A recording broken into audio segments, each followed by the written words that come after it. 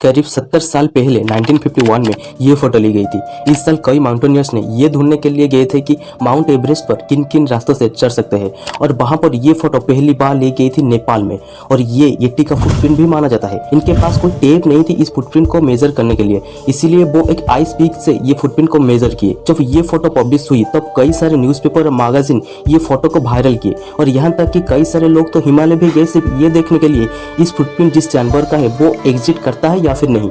यहाँ तक कि नेपाल की गवर्नमेंट ने लाइसेंस भी दी गई येटी का शिकार करने के लिए। क्या येटी रियल है और फेक, और वो कौन है जो येटी को भगवान भी मानते हैं, येटी का हिस्ट्री क्या है, और इसके बारे में मैं आपको बताना चाहता हूँ इस वीडियो में।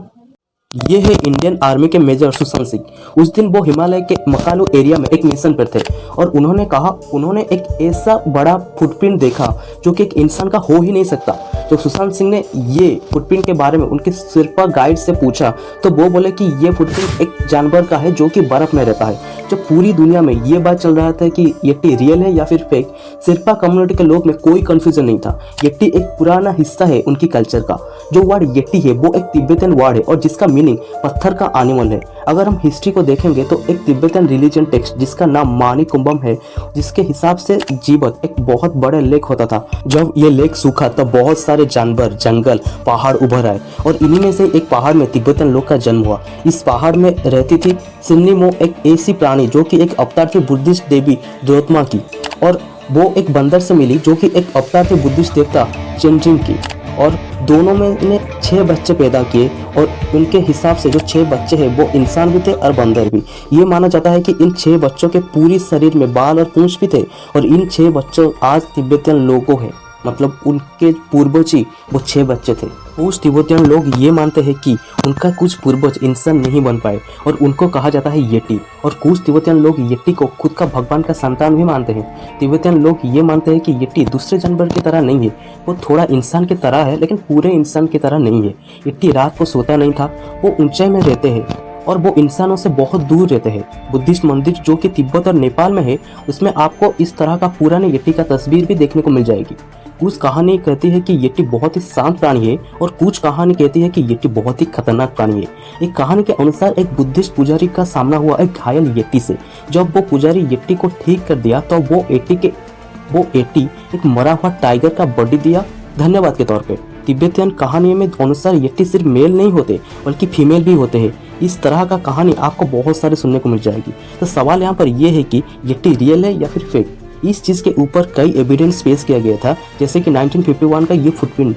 आज तक येटी के ऊपर बहुत सारे बुक्स लिखा गया है, बहुत सारे वीडियो गेम और मूवी भी बनी थी। तो सवाल यहाँ पर यह है कि येटी के ऊपर जो एविडेंस दिया गया है हमें उसके ऊपर विश्वास करना चाहिए या फिर नहीं। ये एविडेंस 2 टाइप का होता है। पहला कहानियाँ, जैसे 1974 का बात करते हैं जब बोल्बा कोदमा जो कि एक नेपाली शेर्पा की बीवी थी, वो एक नदी के पास घायल पाया गई। जब उसके होश आया तब वो बोली कि उसे येटी ने नदी में फेंक दिया थी। तो इस तरह चीज़ों को वेरीफाई करना बहुत ही मुश्किल है। तो हम दूसरी एविडेंस की बात करेंगे जो कि फुटप्रिंट्स। कई माउंटेनियर्स ने ये बहुत सारे फोटो लिया और क्लेम किया कि ये फुटप्रिंट येटी का है, जैसे 1951 का ये फोटो या फिर ये फोटो जो कि इंडियन आर्मी ने ली थी 4 साल पहले। तो क्या ये फुटप्रिंट येटी का है? साइंटिस्ट और एक्सपर्ट का माने तो नहीं। जैसे 1921 में जब चार्ट हार्वर्ड वारी ने जब ये फुटप्रिंट देखे तो वो खुद भी नहीं मानते हैं कि ये फुटप्रिंट एक येटी का है। इनफैक्ट वो एक जर्नलिस्ट जो बताया कि फुटप्रिंट एक भेड़िया का है, पर इस बात कोई मसाला नहीं था इस बात में। तो वो जर्नलिस्ट ने ये छाप दिया कि ये फुटप्रिंट एक येटी का है। और ये 1951 का फोटो का क्या, ये फुटप्रिंट तो कोई भेड़िया का नहीं लगती, पर एक एक्सपर्ट ने कहा कि ये फुटप्रिंट कोई येटी का नहीं बल्कि इंसान का है जो कि एक तिब्बतियन ट्राइब है। तो आपका दिमाग में ये सवाल तो जरूर आया होगा कि कौन सा इंसान जो कि इतनी ठंड में बर्फ में नंगे पैर घूम रहा था। अगर आप नेपाल और तिब्बत पे जाओगे तो बहुत सारे ट्राइब कम्युनिटी आपको देखने को मिल जाएगी जो कि नंगे पाँव में बर्फ में चलते हैं। ये सब सुनकर आपको जरूर ये लग रहा होगा कि अगर इतना सारा एविडेंस येटी का अगेंस्ट में है तो फिर आजकल येटी इतना पॉपुलर क्यों।